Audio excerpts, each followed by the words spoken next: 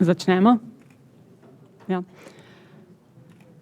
Spoštovane in spoštovani, dobrodošli in dobrodošle na dialogu s komisarko, Evropsko komisarko za trgovino, Cecilijo Malmström. Osrednja tema današnjega srečanja je TTIP, prostotrgovinski in naložbeni sporazum, kompleksen sporazum, ki pokriva številna področja. Pogajata se EU in ZDA in v imenu Evropske unije in z njenim mandatom Evropska komisija. Dialog bo priložnost za izmenjavo vprašanj in mnenj o tem, kaj TTIP prinaša Evropski uniji in Sloveniji, slovenskemu gospodarstvu. Naslovili bomo kritike, odprta vprašanja, strahove in pomisleke javnosti. Obenem bo gospa komisarka predstavila tudi prihodnjo strategijo, trgovinsko strategijo Evropske unije. Pred začetkom nekaj malega tehničnih napotkov, ki vam utegnejo priti prav. Dogodek je tolmačen v slovenščino in angleščino. Za slovenščino pritisnite, če ste vzeli slušalke 1 in za angleščino številka 2. Prosim vas, če ste tako prijazni in izklopite glasnost na vaših mobilnih telefonih. Seveda bomo pa za ogrevanje danes sta v igri še 2 glasovanji, potrebovali bomo za to vašo udeležbo. Ob registraciji ste dobili tole napravo in sicer prosim, da jo kar preverimo, če deluje. Zastavili vam bomo eno vprašanje s pritiskom na 1, pritisnete na 1, če je vaš odgovor da, na 2, če je vaš odgovor ne in na 3, če je vaš odgovor ne vem. Vprašanje, ki se glasi pa je, vemo, kako čutimo, kako zelo se v Sloveniji čutimo z EU. Tole bomo zdaj preizkušali. I feel Slovenija že poznamo, poglejmo, kako je pa I feel EU. Glasovanje se začenja zdaj, vprašanje za vas. Mislite, da se vaš glas v EU sliši? 30 sekund, številka 1, če je vaš odgovor da, številka 2, če je vaš odgovor ne in številka 3, če niste najbolj prepričani. Okoli 130, 140 nas je v dvorani. Tako da bomo lahko dobili spodoben občutek, kako zelo se nam zdi, da je naš glas slišan oziroma ni slišan v Evropski uniji. 64% pravite, da ne veste dovolj, 24% da, se pravi 1/4 vas meni, da veste dovolj, približno 2/3 pa da premalo. Upam, da bomo danes uspeli odgovoriti na kakšno vprašanje in mogoče proti koncu izboljšati ta odstotek. Hvala lepa za vaše odgovore, tudi sicer zelo dobrodošli, da aktivno sodelujete v današnji debati. Razprava je za vse, ki ste želeli priti na razpravo. Dovolj mest v dvorani nismo uspeli zagotoviti, smo pa zagotovili prenos v živo, tako da boste lahko to debato, tisti, ki niste tu, jo bodo lahko spremljali hkrati skupaj z nami. Tako da še enkrat dobrodošli in dobrodošle, udeleženci in udeleženke, spoštovani gostje, predstavniki ambasad, gospodarstva, civilne družbe in visoke evropske politike. Dobrodošli na dialogu z Evropsko komisarko za trgovino Cecilijo Malmström. Gospa komisarka, dobrodošli v Sloveniji. Komisarka Malmström je glavna politična pogajalka EU v procesu pogajanj o TTIP-u, prostotrgovinskem in naložbenem sporazumu. Če vam koncept evropskih dialogov mogoče ni najbolj znan, to so javna srečanja evropskih komisarjev s prebivalci držav članic Evropske unije. Organizira jih Evropska komisija, potekajo po vseh evropskih državah. Želja je odprta komunikacija z državljani in državljankami o prihodnosti Evropske unije. Udeleženci postavljajo vprašanja tudi preko različnih platform in družbenih omrežij Imamo strogo odmeren čas, poskušali bomo odgovoriti na čim več vaših vprašanj, da ne bo kakšne zamere, če vaše ne bo prišlo na vrsto, beležijo jih in bodo nanje skušali odgovoriti kasneje. Odgovori bodo objavljeni na spletni strani. Danes se tu vprašanj v zvezi z Evropsko unijo je ta trenutek veliko. Danes se bomo tu osredotočili na TTIP, na prihodnjo strategijo Evropske unije na področju trgovine in kje je tu Slovenija, kaj TTIP prinaša nam. Zanimanje, kot rečeno, je bilo ogromno. Če se boste z vprašanji vključili preko družbenih omrežij, prosim, da pri tem uporabite hashtag EU Dialogues, da bomo lažje polovili vaša vprašanja. Na nekatera bomo poskušali odgovoriti tudi danes v živo na tem dogodku. Kaj še moramo na začetku povedati? Ja, dobili ste tudi kartice na sedežih. Če vam je bližje ta način, lahko vaše vprašanje zapišete tudi na kartice. Zdaj pa k temu, zaradi česar smo se danes pravzaprav tu zbrali, k dialogu. Gostitelj današnjega srečanja je Gospodarska zbornica Slovenije. Z nami je tudi generalni direktor, gospod Samo Hribar Milič. Prosim.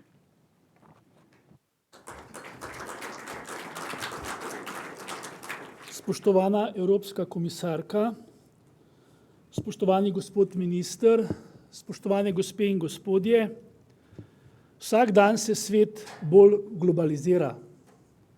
Nekateri bi temu rekli nezadržno, neusmiljeno, drugi pravimo k sreči, kajti če pogledam sebe od čevljev do te naprave, vse je globalno. Ne vemo, kje je bilo narejeno, mogoče vemo samo, kakšno blagovno znamko nosi, ampak dejansko vse več tega, kar vsak dan konzumiramo, uporabljamo, je globalnega. Globalna trgovina bo letos rasla preko 4%. In k sreči je tudi delež Slovenije in slovenskega gospodarstva v tem izjemen. Izvoz je Sloveniji gibalo našega razvoja. Izvoz je v zadnjih letih tudi tisti, ki je pripomogel, da smo išli iz krize in da imamo obetavne priložnosti tudi v prihodnje. Seveda pa nas zanima, kako bo to potekalo v prihodnje. Ali bomo to globalnost izkoristili tako, da bo to dodaten impuls ne samo za kvantitativno, ampak tudi kvalitativno rast v Sloveniji, ali bo to priložnost za našo iznajdljivost, za našo inovativnost, da bomo tudi na globalnih trgih lažje prodrli, kajti resnico na ljubo danes je poleg formalnih ovir na vseh trgih, tudi še znotraj Evropske unije, zelo veliko prikritih, neformalnih, nereguliranih ovir. In ne nazadnje, kako bo v prihodnje trgovati in poslovati upoštevaje zelo visoke ekološke in tudi socialne standarde, ki smo jih razvili v Evropski uniji. Jaz mislim, da je Evropska unija in proces pogajanja za vse nas velika priložnost, velik izziv in tudi obveznost do prihodnjih generacij. In prepričan sem, da jo zmoremo izkoristiti. Zato bom danes z veseljem prisluhnil tudi vašim informacijam in prepričan sem, in tudi vi bodite, da se bo gospodarstvo v to vključilo na kar najbolj konstruktiven način. Hvala lepa in vsem skupaj dobrodošli.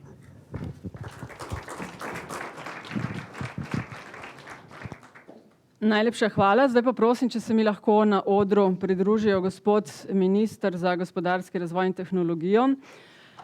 Zdravko Počivalšek, prosim. Gospa komisarka za trgovino Cecilia Malmström, prosim, če se mi pridružite. In državni sekretar na Ministrstvu za gospodarski razvoj in tehnologijo Aleš Kantarutti. Dobrodošli tudi vsi vi. Gospod minister, TTIP je zelo pomembna tema, dotika se številnih področij, ki paše pod vaše ministrstvo. Izvolite. Spoštovana gospa komisarka, spoštovane gospe in gospodje. Danes je za nas pomemben dan zato, ker smo se tukaj zbrali, da gospe komisarki Cecilii Malmström direktno postavimo vprašanja povezana s tem, na kak način bo ta sporazum vplival na gospodarsko prihodnost Slovenije. Od leta 2004, ko smo postali del evropske zgodbe, se vse bolj povezujemo z ostalimi, ampak vsekakor smo ostali tudi samostojna Republika Slovenija, ki moramo biti odgovorni za svojo prihodnost tudi v prihodnje. Trgovinska politika je eno od tistih področij, na katerem smo z vstopom v Evropsko unijo v največji meri predali posle Evropski komisiji, vendar pa je prav sporazum TTIP takšen dokaz, da trgovinska politika, kot smo jo poznali včasih in ki je pomenila predvsem zniževanje carinskih stopenj, nič več ne obstaja oziroma ni več takšna, kot je bila. Trgovinska politika danes je nekaj izredno širokega in se dotika mnogih področij gospodarstva s vplivom na okoljska, delavska in socialna vprašanja.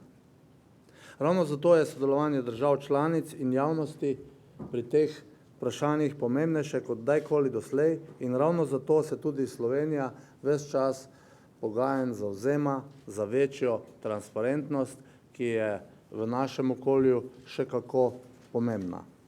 Veseli smo napredkov, ki so bili narejeni, želimo pa še več. Tudi današnji dogodek želimo izkoristiti za to, da se čim bolj jasno in konkretno izrazijo vsi pomisleki z namenom, da bodo padli na plodna tla in da se jih bo deloma tudi upoštevalo. Verjamem, da bo po današnjem dogodku rezultat, ki je bil okrog glasovanja, kako lahko vplivamo na zadeve v Evropski uniji, mogoče malce drugačen. Slovenija pogajanja za TTIP podpira, pri čemer pa želimo zagotoviti, da se strahovi javnosti ne uresničijo. Veseli smo, da so javne in audiovizualne storitve izvzete iz pogajanj. TTIP tudi ne sme omogočiti nižanja standardov v Evropski uniji in ne sme omejevati pravice Slovenije do urejanja zakonodaje v javno korist. Kot kaže študije, Slovenija ni v zavidljivem položaju, kar se tiče možnih posledic tega sporazuma. Sporazum bo ponudil nove priložnosti, vseeno pa želim kar sam postaviti gospe komisarki vprašanje in sicer vas želim vprašati, kako bo ta sporazum vplival na povprečno slovensko podjetje, ki je seveda malo in najbolje odraža naše gospodarsko okolje, ki pa je, tako kot je tudi predsednik gospodarske zbornice povedal, zelo izvozno orientirano in je temelj naše ekonomije. Z veseljem bom poslušal vaš odgovor, vendar pa se zaradi obveznosti opravičujem in bo nadaljevanje sodelovanja našega ministrstva na tem posvetu vodil naš državni sekretar Aleš Kantarutti. Najlepša hvala.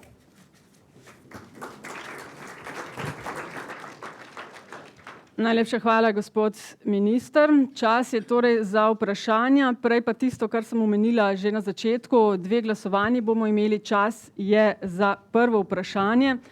Glasujete spet s temi napravami. Hvala vnaprej za sodelovanje. Vprašanje, na katerega odgovarjate, pa se glasi: imate dovolj informacij o vsebini pogajanj v TTIP?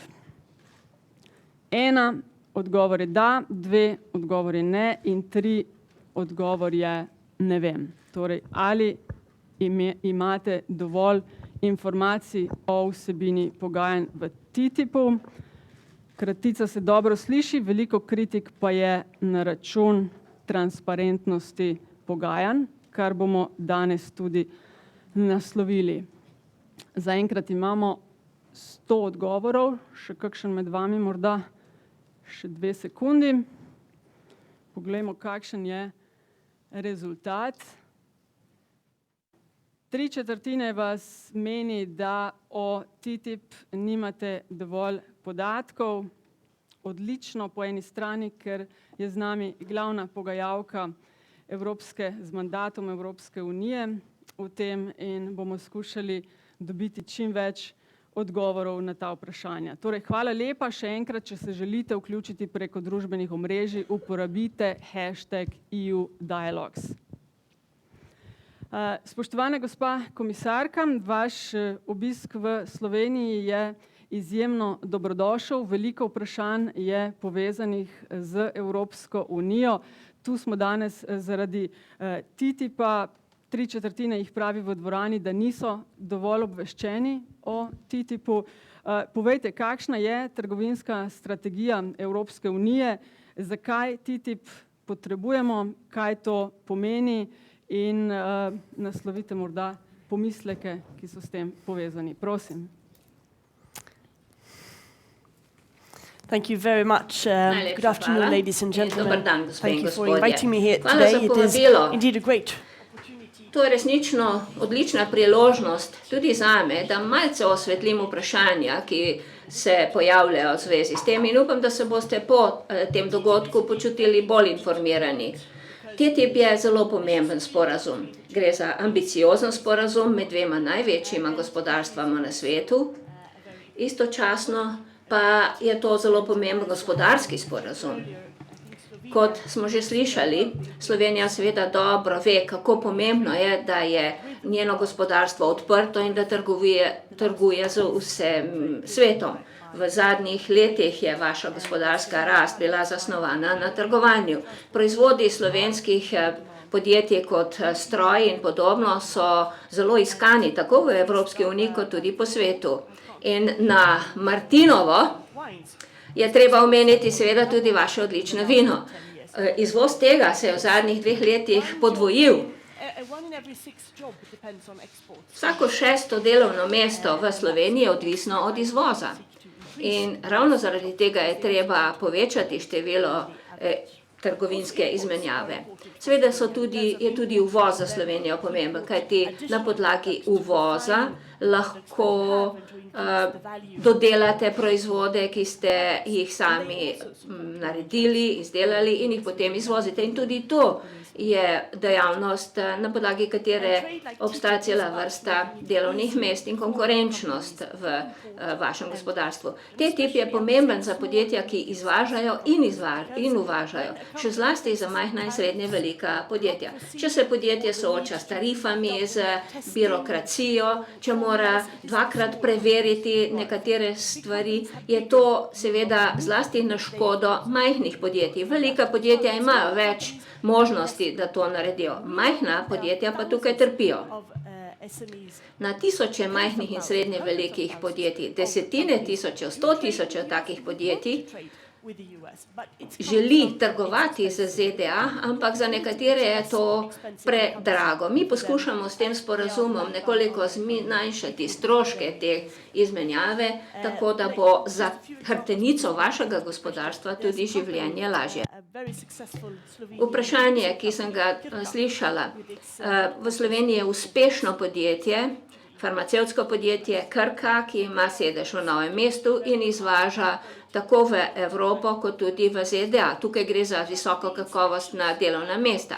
Ampak pravijo v Krki, inšpekcijski pogledi, ki jih zahtevajo za njihove proizvode v evropski zakonodaji, so popolnoma drugačni, kakor tisti, ki jih zahtevajo Američani. To pomeni, da se vse skupaj podvaja. Mi hočemo doseči, da bo en inšpekcijski pregled popolnoma zadostoval, če gre za izvoz v ZDA ali uvoz iz ZDA. In tudi zato gre pri TTIP-u. Ne gre za zniževanje kakršnihkoli standardov, za živilske proizvode, za zdravje, za varnost. Ne, gre za to, da najdemo način, kako dosežemo enake standarde, zlasti pri tehničnih vprašanjih, tako da bo en standard popolnoma dovolj za pospeševanje trgovinske izmenjave. Zato gre pri TTIP-u.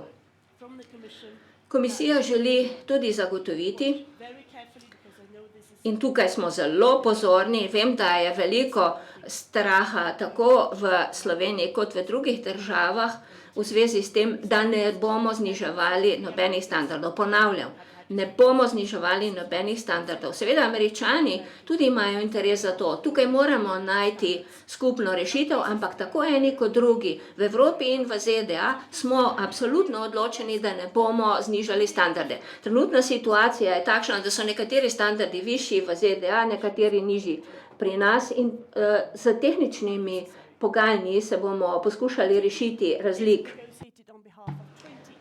O TTIP-u se pogajamo v imenu 28 držav članic. Države članice so soglasno prosile komisijo, da se pogaja. To je Evropski parlament, to odločitev namreč večkrat potrdil. Države članice in parlament so za to. In moram reči, da zelo natančno pazimo na ta pogajanja. Tisti med vami, ki ste odgovorili, da niste dovolj informirani o tem, boste videli vse predloge, vsa besedila, vse pravne podlago na naši spletni strani.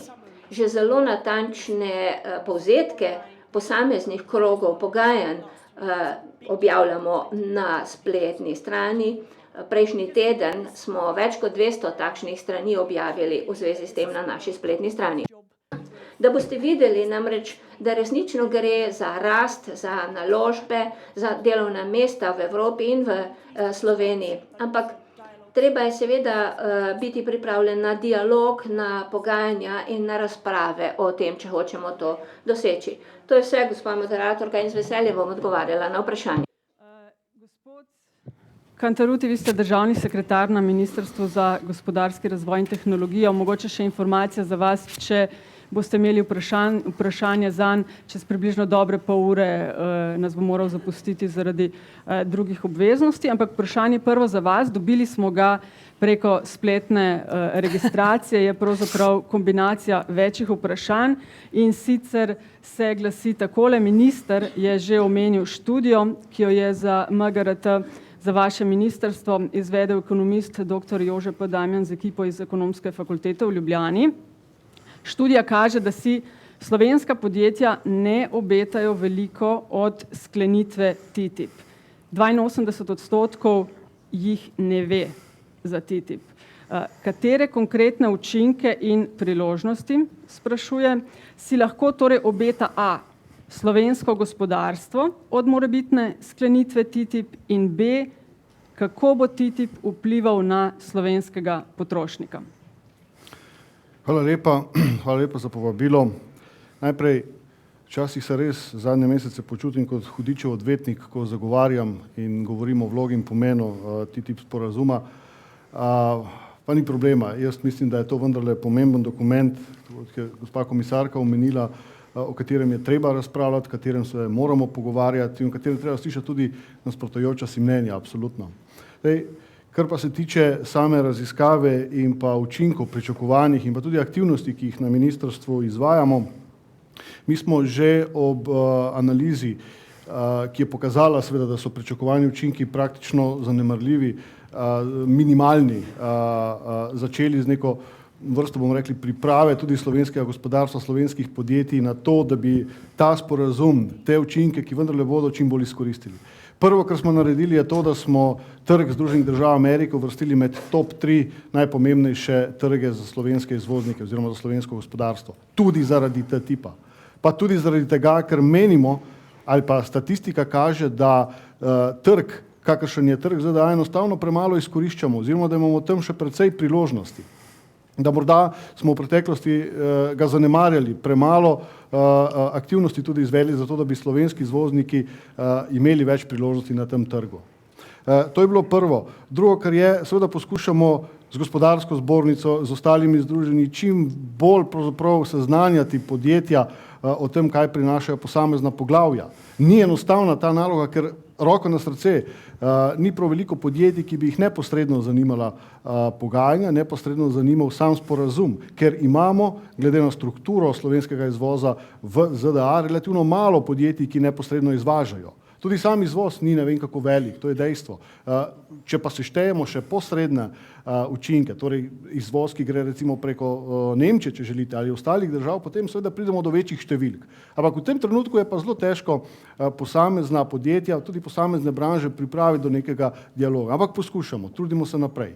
Poskušamo dokazovati, da vendarle so konkretni učinki pričakovani glede lažjega poslovanja, odpravo tarifnih, netarifnih ovir, pa bodimo še bolj konkretni, ne? Izvoz recimo steklenih izdelkov, imamo direktorja predsednika uprave Steklarne Hrastik, tukaj bi lahko potrdi, se bo po sprejemu tega sporazuma, torej carina zmanjšala, mislim, da za 25%. To je seveda direkten učinek za eno branžo oziroma za, recimo, kar močno tudi branžo, ki jo imamo v Sloveniji.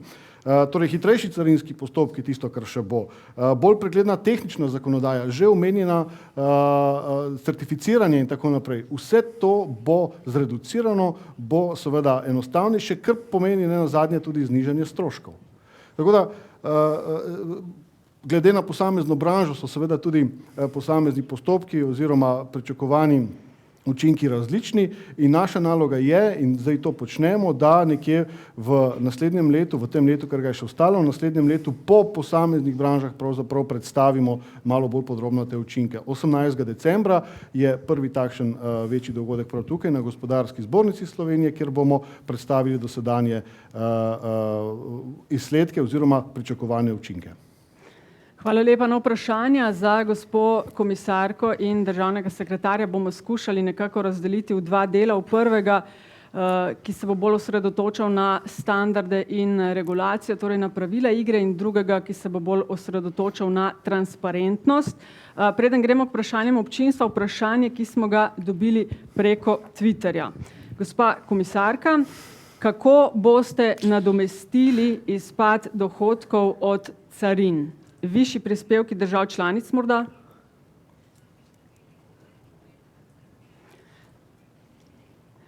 Bodo morale...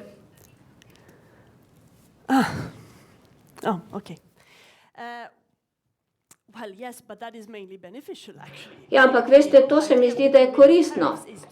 Odpraviti tarife carine pomeni stvari narediti cenejše. To je dobro za potrošnike, kajti proizvodi, ki jih kupujejo, bodo cenejši. Za nas bodo ameriški proizvodi cenejši in za Američane bodo slovenski oziroma evropski proizvodi postali cenejši. Torej, plusi so tukaj bistveno večji kot minuse, izpad dohodka bo bistveno manjši. Občinstvo, samo še ta informacija, prosim, če se predstavite, če poveste, za koga imate vprašanja, bodisi za gospo komisarko ali državnega sekretarja. In vem, da je to včasih težko, poskusite biti čim bolj natančni, kaj točno vas zanima. Na vsakega eno vprašanje in...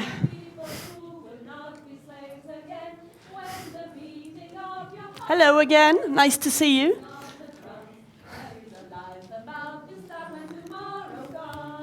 Nisem dobro razumela, kaj je vprašanje. They will not stop. Aha. They Okay. will not stop. Can you not please allow the dialogue? Jaz, I'm happy to answer your questions. spoštovane, jaz razumem in s tem boste prišle na televizijo, ampak tukaj pa smo zato, da poskusimo dobiti kakšen odgovor od gospe komisarke. Okay. Hvala lepa. Ne bom.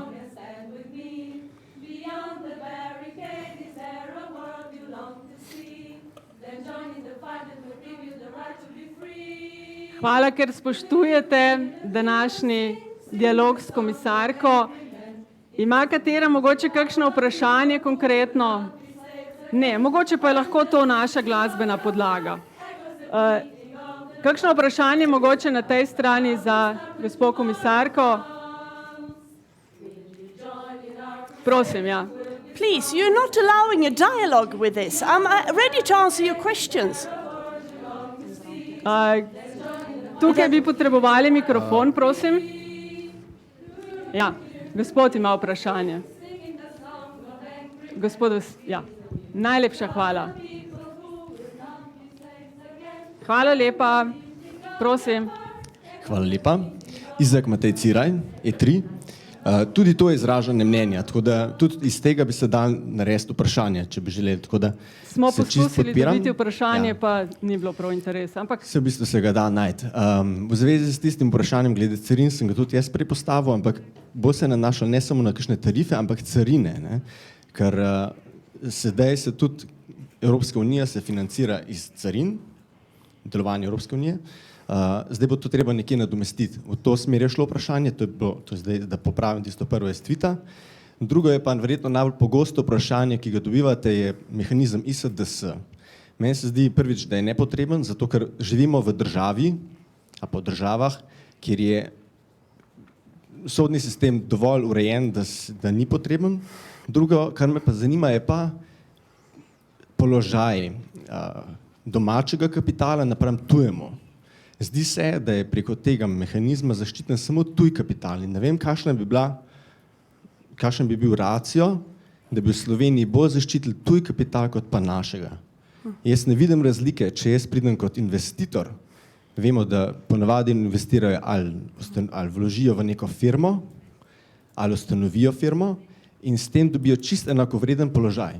Res morajo mogoče poročati Banki Slovenije, zato ker je tuj kapital, ampak iz vidika pravne varnosti pa ne vidim nobene razlike in zato tudi ne vidim nobenega razloga, da bi obstajal ta mehanizem. gospa komisarka. Yes, I'm very glad that this came up because this is one of the most frequent asked questions.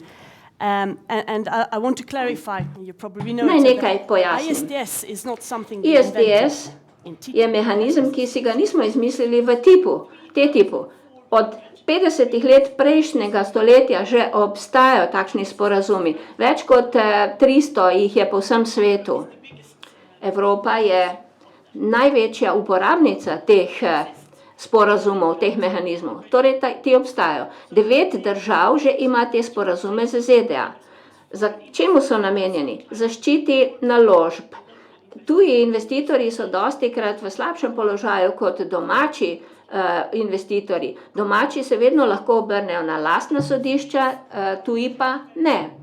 Seveda v sodelovanju med pravnimi državami bi moralo biti čim manj konfliktov. Ampak obstajajo primeri, ko nekega spora ni moč rešiti na običajnih sodiščih. Zato se je 28 držav članic EU odločilo to vključiti v pogajalski mandat komisije. V Evropski uniji želimo ta sistem posodobiti, zato da ga bomo res lahko uporabljali, če gre za diskriminatorno obravnavo tujega investitorja, ko gre za nacionalizacijo in tako naprej. Torej poskušamo vrzeli zapolniti, narediti sistem bolj pregleden, bolj legitimen, tako da bo vsakdo vedel, kdaj ga lahko uporabi. Predlagamo tudi vnaprej določene sodnike, arbitre, ki se bodo ukvarjali s posameznimi zadevami, in v pravne tekste hočemo tudi zapisati, da mora država članica vedno ščititi svoje državljane, da tega ne more narediti in škodovati jim tu investitor. To je koncept. Že več kot 1 leto se pogovarjamo v Evropski uniji o reformiranju tega sistema reševanja sporov. In kmalu bo to naš predlog ZDA. Izhajali bomo iz TTIP-a, gradili bomo mednarodni sistem mednarodnih sodišč, kjer bo lahko potekala obravnava več kot 3400 sporazumov, ki jih že imamo. Torej, gre za stvari, ki že obstajajo, ki potencialno ščitijo investitorja, kadar je ogrožen. Seveda jih je čim manj treba uporabljati, ampak ko jih uporabljamo, mora biti vse zelo jasno. Na ta način bomo imeli bolj sodoben sistem in postali bomo vodilni na svetu.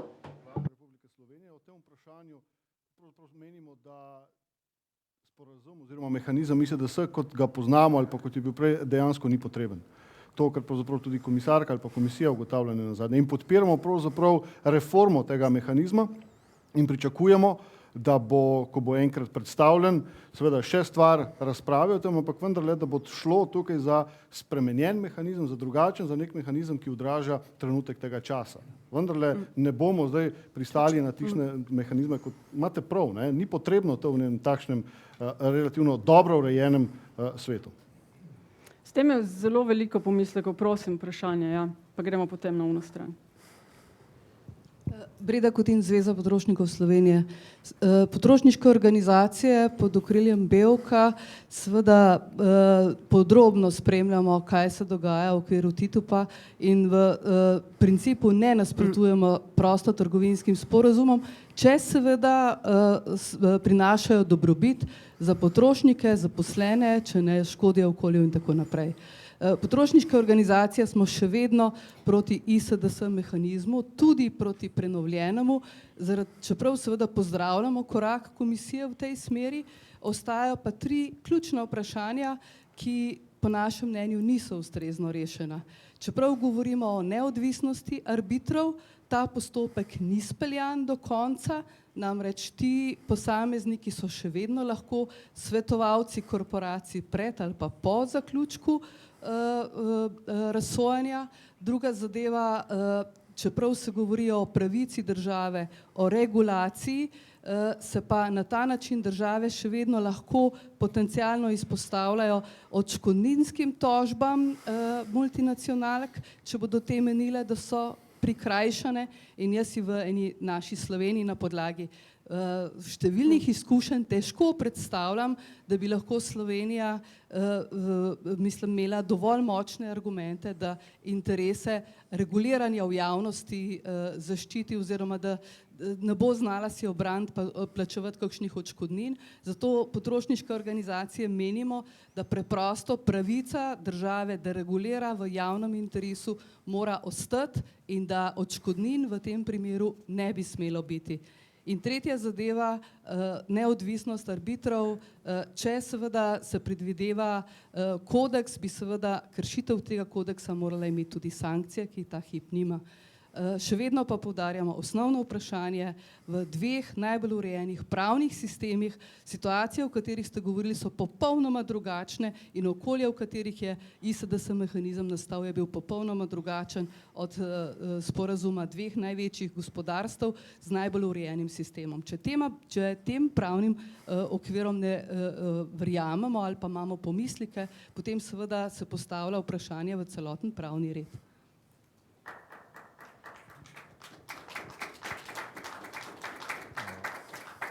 Mogoče komentar? Yes, thank you. As I said, and I think the State Secretary repeated that, the old ISDS system. Tudi državni sekretar je to povedal. Torej, stari sistem ISDS, tega smo se znebili. Ampak nekaj smo potrebovali, z nečim je to bilo treba nadomestiti. Države članice so želele, da je to v našem mandatu. Tudi v demokracijah lahko pride do diskriminacije tujih naložb, ampak jasno mora biti, in to je jasno že danes, z reformo, ki smo jo začeli že pri kanadskem sporazumu. Torej, vlade, države imajo vedno pravico zaščititi državljane, nobeno podjetje jih ne more zato tožiti, tudi če ustvarja izgubo. Vlade imajo vedno pravico regulirati, ampak sodniki, arbitri, o tem še razmišljamo, ampak to bodo neodvisni strokovnjaki. In imenovani bodo tako, kot pri drugih razsodiščih. Recimo naj dam za primer Mednarodno kazensko sodišče. Imenovani bodo zato, ker bodo neodvisni in imeli bomo zelo strog kodeks. Pri TTIP-u smo predlagali ameriške, evropske in razsodnike iz tretjih držav, tako da bi imeli kombinacijo. Prav tako bi obstajal tudi etični kodeks ravnanja. Zato menimo, da je razsodnike možno imenovati kot neodvisne strokovnjake in tako bo tudi tu. ZDA so pravkar sklenile sporazum TPP z državami, kot so Nova Zelandija, Mehika, Kanada in tako dalje.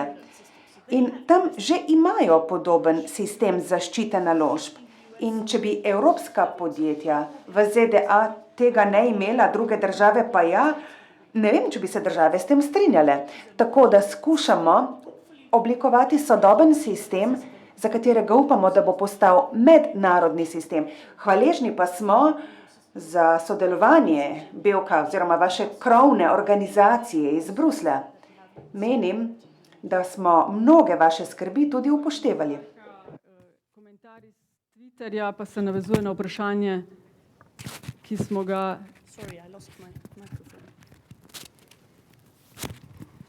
Torej, vprašanje iz Twitterja navezuje se na vprašanje, ki smo ga dobili tudi preko spleta. Najprej komentar. Komisarki smo zapeli, mogoče bo zapeto besedo bolje razumela kot govorno in pisno, ki jo je podpisalo skoraj 3 milijone Evropejcev. Torej, več kot 3 milijone Evropejcev je podpisalo peticijo proti TTIP, od tega 11.300 Slovencev. Proti TTIP se vrstijo, kot smo lahko tudi videli, številne demonstracije.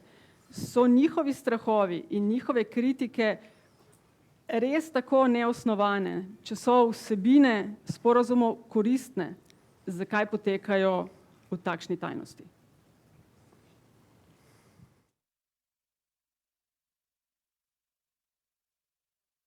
Vprašali veliko stvari naenkrat.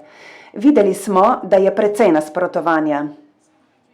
Zlasti v nekaterih državah, ampak razprave potekajo povsod.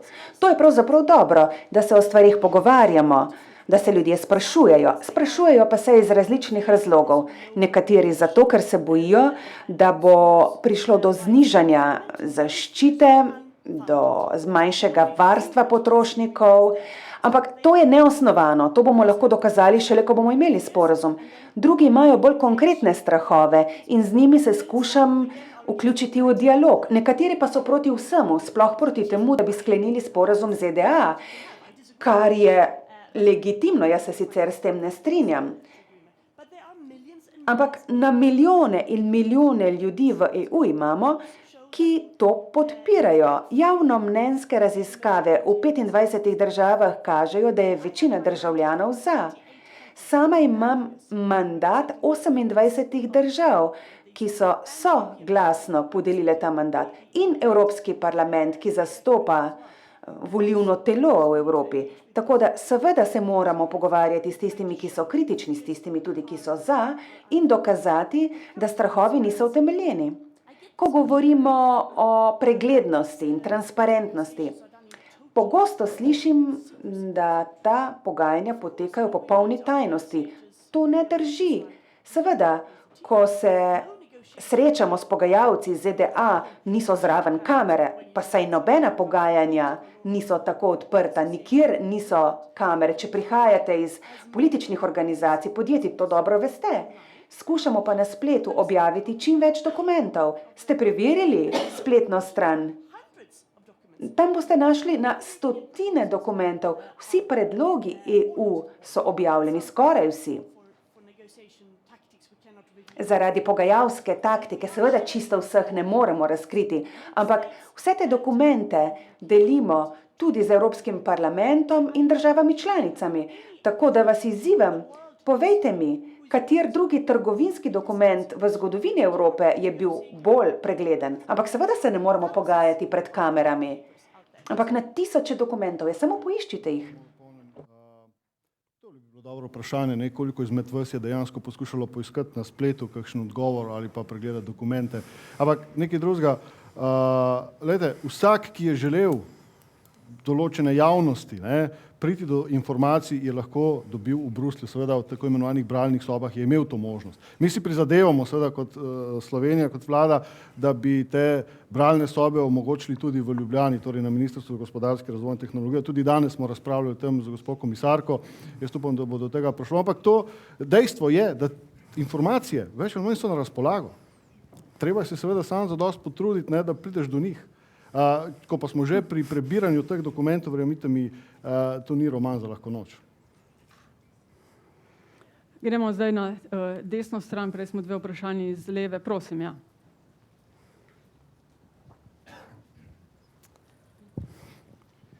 Thank you.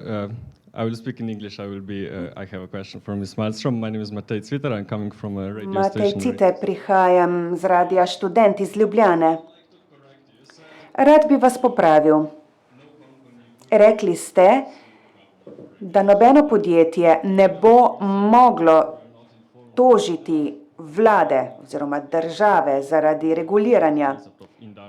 Vsi vemo, da obstaja tudi koncept, o katerem govori tudi OECD, ki je potrdil, da ni čiste črte med tistim, kar ne omogoča tožbe za odškodnino in tistim, kar to omogoča.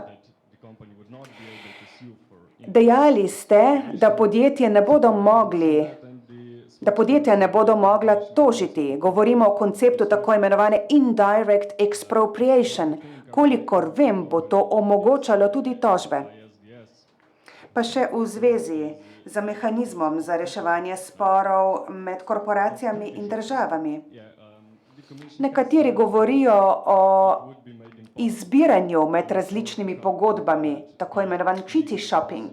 Ne vem, kako bi bilo to mogoče onemogočiti.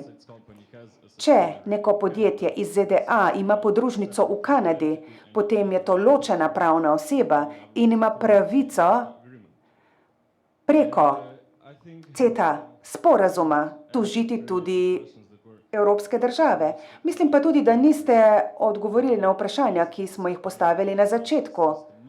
Zakaj sploh potrebujemo ta sistem usporednega pravosodja? Saj naš pravosodni sistem lahko rešuje spore med državljani in državo. Zakaj tudi ne med tujimi podjetji in državo? Slišal sem, da je Evropska komisija opravila raziskavo v zvezi z diskriminacijo evropskih podjetij v ZDA in zaključek je bil, da je v celotni zgodovini prišlo le do 2 takih primerov. To poročilo ni bilo javno objavljeno, tako da ne vem, ali to drži ali ne. Zato moje vprašanje, zakaj to ni javno in ali nam lahko postrežete s številkami. Veliko vprašanj ste postavili. Govorili ste o konceptu tako imenovanega indirect expropriation. To je treba pogledati primer za primerom. Ampak sporazumi, kot jih imamo danes in kot bodo spremenjeni, bodo omejevali to možnost. Možnost, kdaj lahko podjetje toži državo. V preteklosti je bilo to bolj ohlapno. To je bilo sprejeto v času, ko države še niso regulirale toliko, da zaščitijo svoje državljane, kot se to dogaja danes. Nekatere države oziroma nekatera podjetja so zato to zlorabljala in zato tudi nezaupanje. To ni nekaj, kar bi se zgodilo včeraj, ampak nedavno smo videli, da nekatera podjetja skušajo to zlorabljati. Lahko bi omejili področje uporabe, ampak to so stvari, ki jih je treba zelo podrobno pogledati, od primera do primera. Potem ste govorili o neki študiji, ne vem, o čem govorite, lepo prosim, če mi date svoje kontakte. Veste, komisija objavi toliko poročil, da ne vem, kaj imate v mislih. Če pa govorite o kakšni študiji, ki bi morala biti objavljena, pa ne, bom to z veseljem preverila. Spraševali pa ste, zakaj to sploh potrebujemo, zakaj sploh potrebujemo TTIP. Postopkovno gledano vam lahko odgovorim zato, ker so nam države članice dale mandat. Če s tem niste zadovoljni, bi lahko rekli tudi drugače. Vsa podjetja bodo na ta način zaščitena, ko bodo poslovala v ZDA. In ne želimo, da bi bila zaščitena vsa ostala podjetja, evropska pa ne. Torej, diskriminacija proti evropskim podjetjem v ZDA ne pomeni, da bi lahko avtomatično iskali zadoščenje na ameriških sodiščih.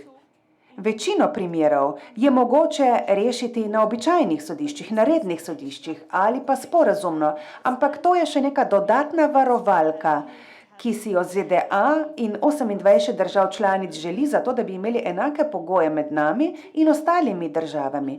Potem govorili ste o izbiranju med najbolj ugodno pogodbo oziroma sporazumom. No, vsekakor to, kar imamo zdaj, je velik napredek v primerjavi z starim mehanizmom za reševanje sporov med korporacijami in državami.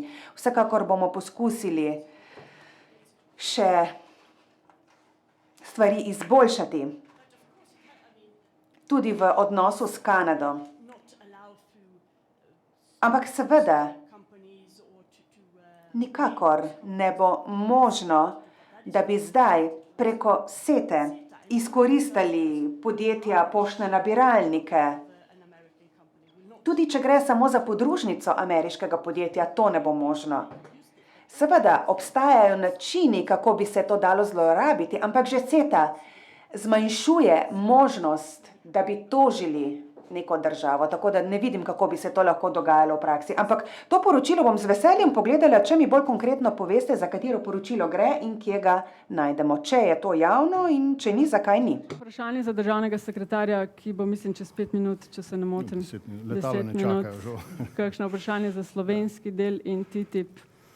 Prosim. Dober dan, Marko Baležic iz Fokusa 2031. Zdaj, pri mehanizmu ISDS zmeri govorimo o tujih korporacijah, ki bodo tožile Slovenijo ali pa države članice. Komisarka je prej omenila, da smo že podpisniki več kot 3000 sporazumov, kjer ta mehanizem velja. Tudi Slovenija je podpisnica sporazumov, kjer se ta mehanizem že uporablja. Trenutno smo pred postopkom v 3 primerih oziroma so bili že zaključeni nekateri.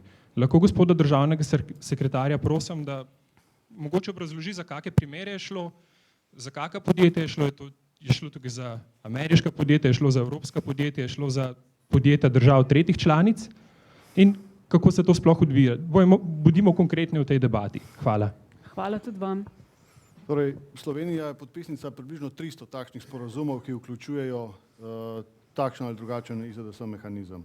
Oziroma, mislim, da 30, da ne bom pretiraval. 30 jih je, to bo točna številka. Zdaj, kar se pa tiče konkretnih teh primerov, ne bom govoril konkretno enega zadnjega, ki se dogaja pravkar in ki dejansko grozi, da lahko v najslabšem case scenariju ne bomo kar nekaj morali določeno škodnino plačati. Mislim, da ne bo do tega prišlo. Gre za podjetje znotraj Evropske unije, pravzaprav sosednje države. In tudi zaradi tega smo zelo previdni pri tem, ko govorimo, kaj bo v tem TTIP sporazumu glede ISDS mehanizma. To nam je, moram reči, kar dobra šola. Tako da, ampak gledajte, na take stvari smo tudi pripravljeni. Kaj dosti več kot to bom pa ne bi o tem konkretnem primeru. 3 evropska podjetja, ki so tožila Slovenijo, ne gre za podjetja tretjih držav. Tako, tako. O tem ne smete govoriti? Ali... Ne, ker en primer je še v postopku. 2 so že zaključena. Tako, pa se jih poznate. Mislim, da jih širša skupina ljudi ne pozna dovolj dobro, da bi o tem govorili. Prav, vprašanje, ki smo ga preko spleta prejeli. TTIP se, kot je razumeti, sprejema zaradi lažjega trgovanja. Kako EU namerava zagotoviti ustrezen nadzor trga v vseh državah članicah na enak način, ob dejstvu, da v Sloveniji že sedaj ni ustreznega vsebinskega nadzora trga, temveč gre bolj kot ne za birokratske preglede dokumentacije. Vsa podjetja, piše, bi morala imeti enake možnosti, za kar pa je ustrezen in strokovno podkrepljen nadzor ključen. Kaj bo torej storjenega, da se ob sprejemu TTIP nadzor trga vsebinsko poenoti po vseh državah EU, ter se zagotovi enake možnosti vsem podjetjem?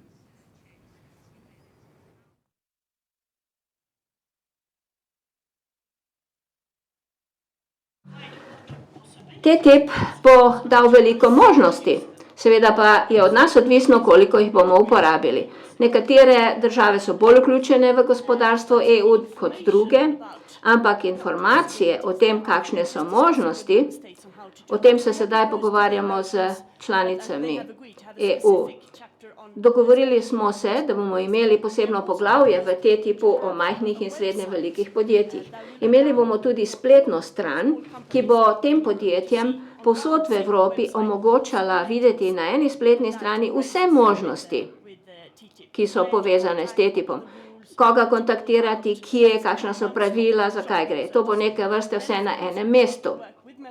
Seveda pa moramo še sodelovati z državami članicami, z gospodarskimi zbornicami v njih, da bi to vedenje razširili. Seveda pa bodo morale vlade narediti svojo nalogo potem. Ta follow-up bo pri vladah. Evropska unija bo lahko pripravila informacije in podobno, ampak države članice, njihove vlade bodo same morali poskrbeti za to, da bodo podjetja na njihovem območju to poznale.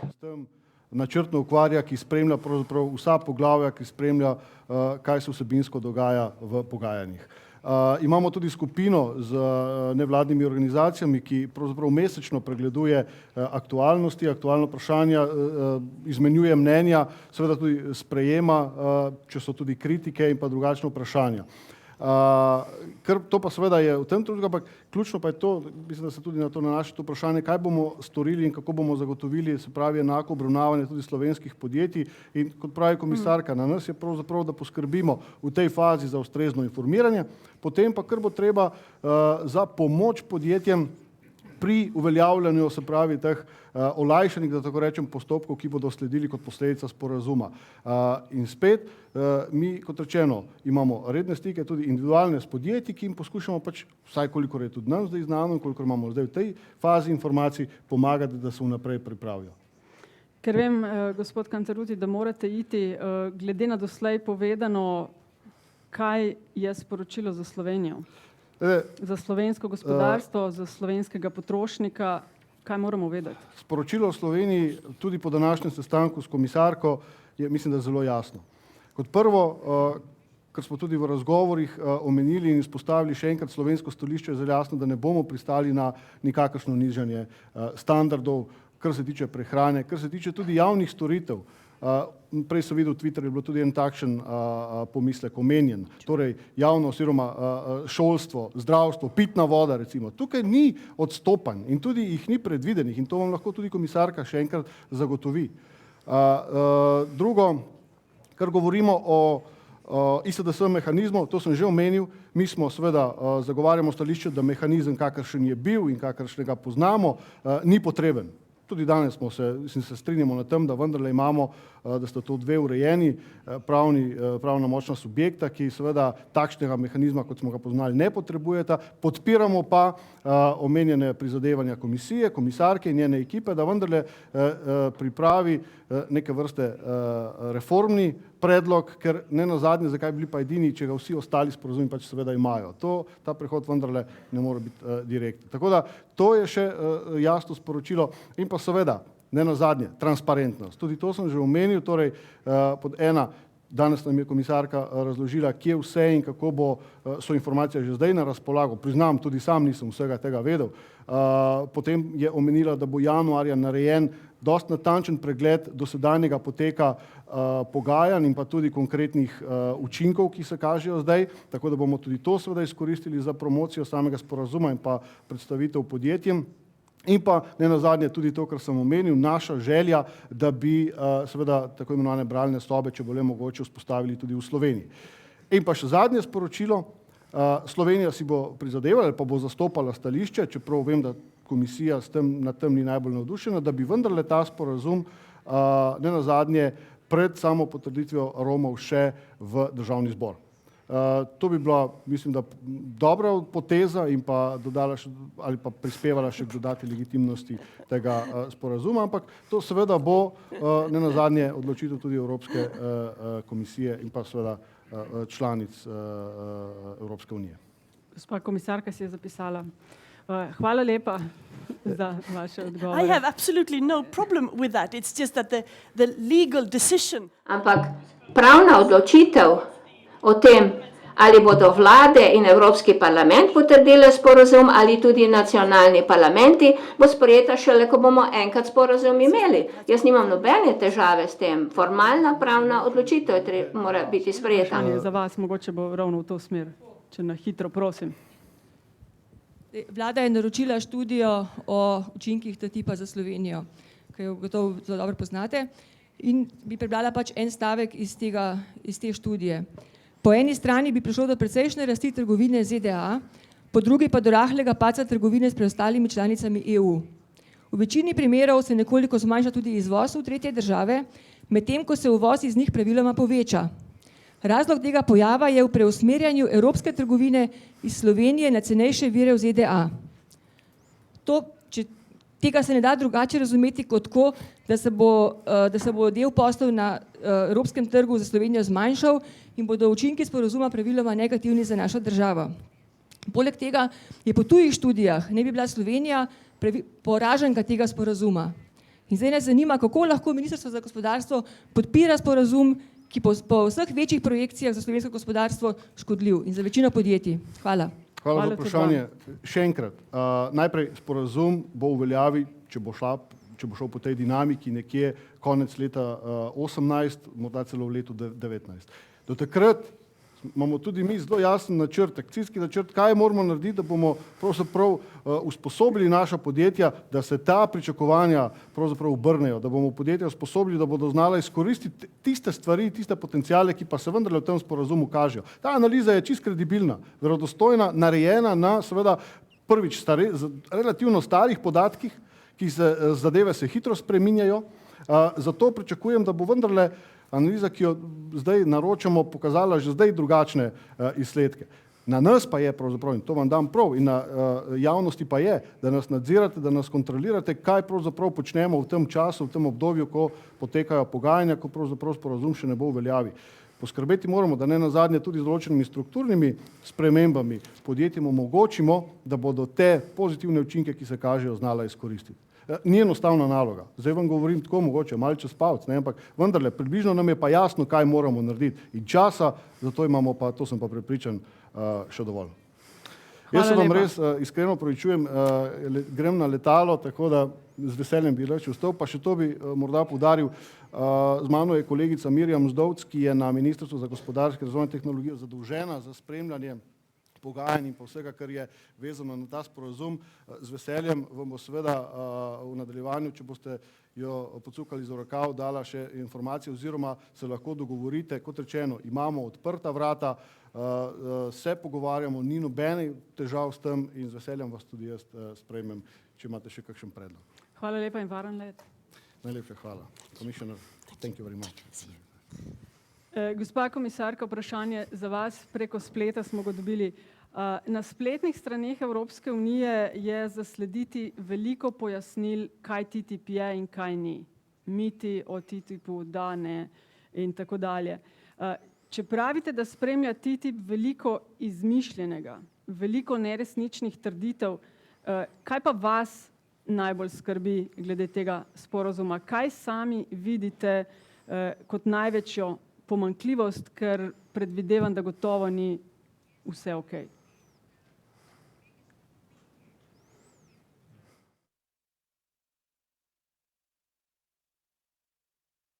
Ja, veste, sporazuma še ni, ne obstaja še. To je treba vedeti. Jaz ga še nisem videla, vi ga tudi še niste. Mi se pogajamo že več kot 2 leti, nekaj napredka smo dosegli, ampak veliko časa je treba posvetiti pojasnjevanju različnih stališč, treba je tehnične zadeve urediti in tako naprej. Torej, šele sedaj se začenjamo lotevati pravih pogajanj. Moja zaskrbljenost je v tem, da to ni tako dober sporazum, ampak vprašanje moderatorke, kaj ni tako dobro? Komisarka, ja, nismo še čisto vse pripravili, smo naredili veliko napredka. To seveda za vas, ki morate spremljati proces, stvari zapleta. Ne moremo reči, javna naročila odkljukamo, ne vem, drugo področje odkljukamo. Ne gre tako. Vse stvari so med seboj povezane. Skrbi me, da sporazum morda ne bo dovolj dober, ampak zato se pa še pogajamo o njem. In to velja za vseh 20 trgovinskih sporazumov, ki smo jih sprejeli. TTIP je samo eden. Morda za gospo komisarko, prosim. Marjan Mateta, direktor Mitola, pa bi, ker spremljam že na 20 let dogajanje v evropski kemijski industriji, postavil vprašanje v zvezi z konkurenčnostjo. Torej, najprej moram povedati, da sem izredno svobodoljuben, da imam rad prost pretok idej, misli, blaga, kapitala. Zdaj zadnje čase smo malo bolj zaskrbljeni, ko se o pretoku ljudi pogovarjamo, in bi v zvezi s tem postavil tole vprašanje. Cefik je na kemijski industriji že leta 1995 delal primerjavo evropske in ameriške kemijske industrije in takrat so bili vsi pokazatelji taki, da je evropska po vseh pomembnih kazalnikih zaostajala za polovico, da rečem. Se pravi, ameriška je bila po vseh dvakrat boljša od evropske. Poročilo od oktobra 2014, ki ga je tudi Cefik pripravil, govori tudi o tem, da se ni nič stanje popravljalo, da je zelo zaskrbljeno. Med tem časom je ogromno delovnih mest v Evropi na področju kemije bilo izgubljenih. Je pa tudi ene par takih, 3 podatke bom samo povedal. Če pogledamo kapitalsko intenzivnost investiranja v Združenih državah, iz 2,1% je narasla na 5,1%, primerjam samo 10 let od 2003 do 2013. V Evropski uniji, v EU 28 je pa padla iz 4,3 na 3,5. Torej, tam je bistveno večja rast, tukaj bistveno večji padec. Potem so tukaj recimo še en podatek od 2004 do 2012, kumulativno število evropske regulative na področju zdravja, varnosti in okolja iz 940 dokumentov naraslo na 1724. In še tretji podatek bi povedal, zaradi tega shale gasa je cena etilena v Združenih državah leta 2013 bila $400, v Evropski uniji 1200. Torej, če te 3 podatke primerjamo in se absolutno strinjam s tem, da nižanje vsakega procenta carin je dobrodošlo, vendar moramo pogledati na kakšni osnovi. Tako da tisti podatek, ki je za steklarno za 25% manj carin, je vsekakor v redu, če pa mi te številke pogledamo, da so razmerja 1:2, 1:3, je pa to drugače. Vaše vprašanje? In vprašanje je, občutek imam, da v Evropski uniji nimamo enega enovitega pogleda, kdo skrbi za to evropsko konkurenčnost. Jaz sem to vprašanje že večkrat postavil. A je to Evropska komisija, a je to 28 predsednikov vlad, a je to 28 gospodarskih ministrov, ali ekoloških, ali finančnih, ali takih, ali drugačnih. To se mi zdi, da bo imelo izredno velik vpliv in ne bi bilo prav, da se istočasno ne analizira tudi te podatke. Torej, še enkrat, kdo je tisti naslovnik, ki enovito to evropsko konkurenčnost gleda po vseh branžah. Jaz sem povedal za kemijo, ampak je najbrž podobno kaj tudi na drugem. Hvala. Kdo torej, gospa komisarka? Well, it's not me. Jaz nisem odgovorna. Jaz nisem pristojna za konkurenčnost kemijske industrije, ampak nedvomno ste nakazali zelo pomemben problem. Zdaj se skušamo izviti iz te gospodarske krize in želimo si bolj usklajen pogled na povečanje konkurenčnosti, izboljšanje konkurenčnosti, ampak obstajajo pravila in predpisi. Naša energija je relativno dražja v primerjavi z ZDA, kot ste omenili. Imamo stroge predpise za kemijsko industrijo, ker imamo tudi druge vrednote. Poleg gospodarskih želimo zaščititi naše državljane, naše okolje, zato imamo zelo stroge okoljske standarde, socialne standarde, česar drugi nimajo. In tega seveda ne bomo razrešili kar jutri. Komisija skuša skupaj z ministri za industrijo in za konkurenčnost narediti nekaj. Več ljudi je skratka, s katerimi skupaj skušamo izboljšati konkurenčnost. Je pa tu vrsta stvari, ki jih je treba narediti. Strukturne reforme, izboljšanje, no, seveda, tudi trgovine, ampak to je le eden od elementov. Ta izziv, o katerem ste govorili, pa se ne navizuje na pogajanje o TTIP-u.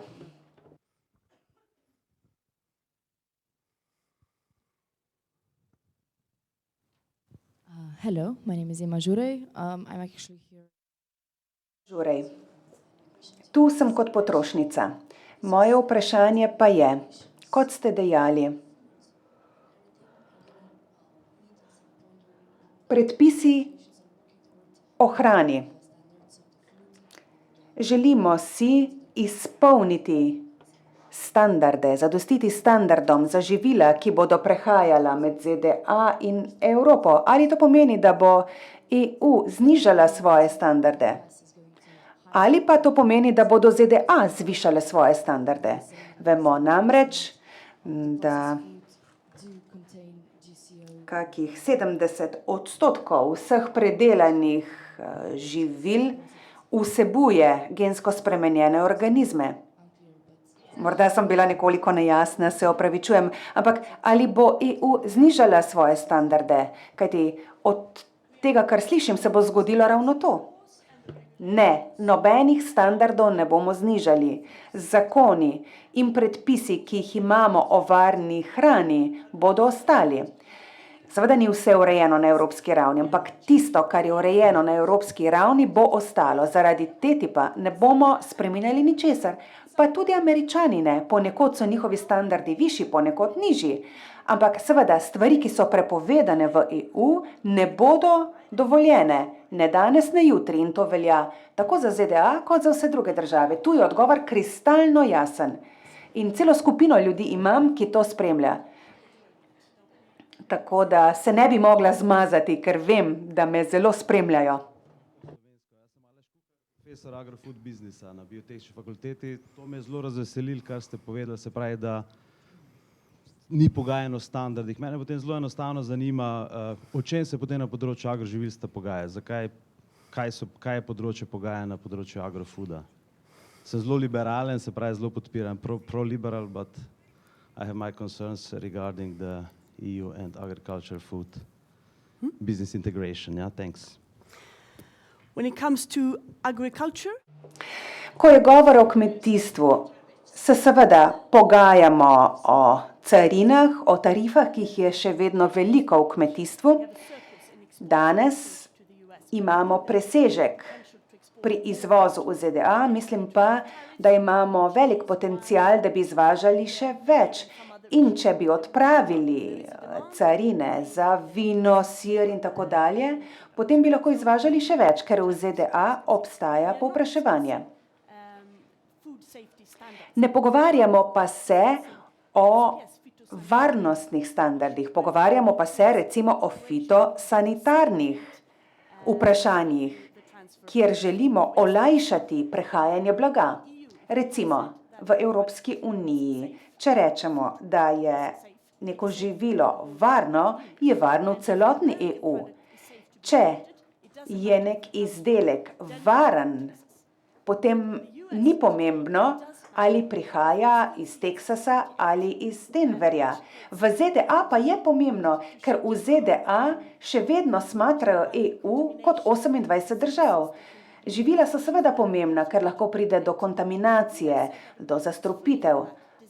Ampak, če mi rečemo, da je danes nek izdelek neoporečen, Američani vseeno preverjajo. Mi pa bi želeli poskrbeti, da bi v idealnem primeru en test zadoščal, oziroma da ne bi bilo toliko preverjanj. Ne bomo pa nikakor dovolili stvari, ki danes niso dovoljene. Mikrofon za govorca, prosim.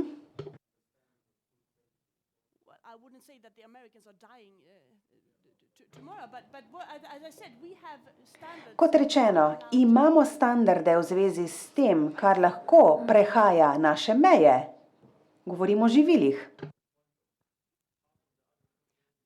Govorec ne uporablja mikrofona. Mogoče mikrofon bi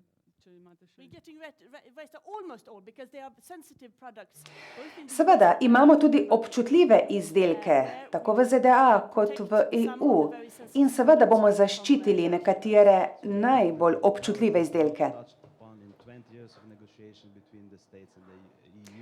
Govorim o izdelkih, ki se jih nismo dotaknili 20 let, to so občutljivi izdelki. In vprašanje je tudi, ali se bo to zgodilo zdaj. Američani imajo občutljive izdelke, mi jih imamo. Ampak poanta je ta, da je celotno razumevanje kmetijsko-živilskega sektorja povsem drugačno v ZDA in v EU.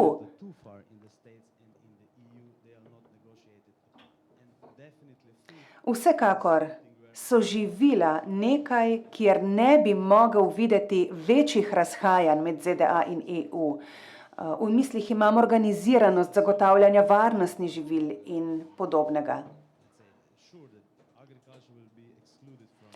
Prepričan sem bil, da bo kmetijstvo izključeno iz pogajanj. Seveda ne bo, seveda kmetijstvo ne bo izključeno. Ravno zato, ker tu govorimo o carinskih vprašanjih, pa tudi o nekaterih necarinskih, skušamo skratka odpraviti ovire za trgovanje, ampak to ne pomeni znižanja naših standardov in ne spreminjanja zakonodaje. Pa bomo žal morali kmalu končati, ker se čas za to razpravo zaključuje.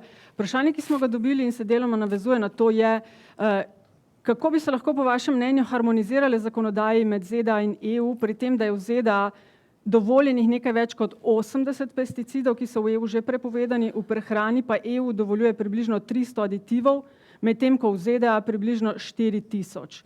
Z drugimi besedami, kako bo TTIP vplival na nujnost razvoja trajnostnega, naravnega in organskega sistema preskrbe s hrano ter s tem na zmanjšanje kemično intenzivnega in korporativnega kmetovanja v EU. Še to, potem pa bomo morali žal zaključiti.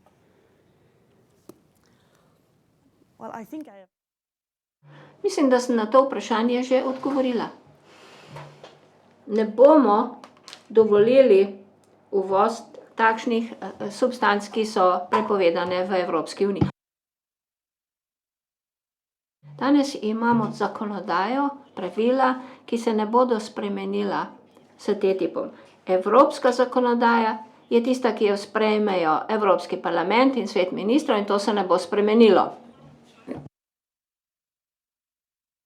Komisarka Malmström, je pripravljen alternativni načrt, torej oblika dogovora, če bi bila katera izmed držav članic neuspešna pri ratifikaciji TTIP-a. Bi bila EU pripravljena TTIP izpeljati ločeno preko posameznih uredb in direktiv?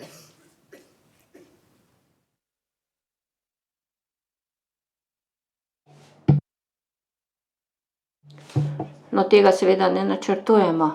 Najprej moramo zagotoviti, da imamo sporazum, ki ga bodo države članice podprle. Ne morem dokončati tega pogovarjanja z ZDA, če nimam občutka, da bodo države članice in parlamentov potrdili. Seveda potem se je treba lotiti podrobnosti, se skupaj prevesti, ratificirati najprej vlade držav članic in Evropski parlament in morda tudi nacionalni parlamenti. In preden imamo sporazum, seveda ne bom govorila o alternativnem načrtu. Naš načrt je takšen, kot sem ga predstavila. In ne smete pozabiti, da je soglasno 28 držav članic in Evropski parlament nam podalo pogajalski mandat. Seveda gre za nekatere sporne stvari, nekatere ste vi omenili, ampak to je treba narediti, ker potrebujemo rast, delovna mesta in investicije v Evropski uniji. To ni edina rešitev, je pa del te rešitve. V vseh državah gremo naprej, strukturne reforme, spodbujamo več raziskav, boljše izobraževanje in tako naprej. Ampak prepričani smo, da bo to koristilo Evropi, ta sporazum. In upam, da potem, ko boste enkrat prebrali sporazum, boste lahko ugotovili, da vaše pomisleki in strahovi niso bili utemeljeni in da dejansko TTIP prinaša možnosti za rast in delovna mesta. včasih zmuzljiva reč. Govorijo eno, včasih delajo kaj drugega, zato sem vprašala, kaj se zgodi, če... Well, what else? Remains to be seen. Well, yes, it remains to be seen, but Ja, bomo videli. Ampak, kot sem rekla, noben sporazum ne bomo tajno sprejemali. Vi boste imeli vse možnosti dobiti vpogled vanj, ko bo dokončno oblikovan. Recimo, čez 1 leto, da končamo, države članice podprejo ta pogajanja, to bo potem takoj objavljeno v angleščini na spletni strani, medtem ko se bo vse skupaj prevajalo in to traja 1 leto. In takrat boste imeli veliko priložnosti še podvomiti, se vprašati, takrat boste videli, zakaj gre. Preden gremo k zadnjemu glasovanju. Aha, še eno vprašanje. Ja, prosim, na koncu. Ja. Ampak ne zamerite, če vaše vprašanje morda ni prišlo na vrsto, na spletni strani Evropske komisije bo objavljeno, tako da boste lahko videli odgovor. Okay, sorry. I just wanted to ask, you said that especially small and medium... Rekli ste, da zlasti majhna in srednje velika podjetja bodo imela koristi od TTIP-a.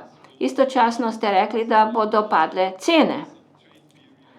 Če vzamemo osnovno teorijo trgovanja, potem bodo majhna podjetja zlasti utrpela škodo, če bo prišlo do odpiranja trga.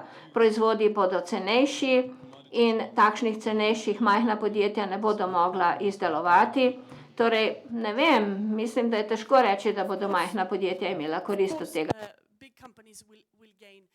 Seveda, velika podjetja bodo imela koristi, ampak majhna podjetja bodo začela razmišljati, da ne bodo več samo lokalno prisotna in zlasti ta bodo imela velike priložnosti, kajti bistveno manjši bodo stroški globalizacije njihovega nastopanja v tujini. Danes majhno podjetje in veliko potrebuje človeka, ki en dan izpolnjuje vse formularje. Seveda, majhna podjetja tega nimajo, ampak bodo to lahko lažje uredila. Gospa komisarka, najlepša hvala. Rekla sem 2 glasovanji, da imamo uvodoma, ste na vprašanje, ali menite, da je vaš glas v EU slišan, 2/3 je odgovorila približno, da ne. Na vprašanje, ste dovolj obveščeni o vsebini pogajanj o TTIP, je približno 3/4 vas odgovorilo, da ne. Tretje vprašanje za vas pa je, menite, da po današnjem dialogu veste kaj več o TTIP? Spet 1 je odgovor da, 2 ne in 3 ne vem. Let us see if we improve that percentage, Madam Commissioner. Še nekaj sekund bo glasovanje odprto, potem pa pogledamo. Še 10 sekund, če kdo še ni glasoval, do zdaj imamo 81 odgovorov, smo prejeli. 3, 2, 1 in ali vemo kaj več? Odstotek se je malo uravnotežil, ampak še zdaleč ni takšen, da bi lahko rekli, da smo zelo zadovoljni in bo še potrebnega nekaj dela in obveščanja. Spoštovani in spoštovane, najlepša hvala. Kot sem omenila, če vaše vprašanje ni prišlo na vrsto, objavljeno bo na spletnih straneh slovenskega predstavništva Evropske komisije in na spletni strani Evropske komisije Dialog z državljani. Tam bo na voljo tudi posnetek z današnjega dialoga. Hvala lepa za sodelovanje, gospa komisarka. Hvala lepa tudi vam. Thank you very much.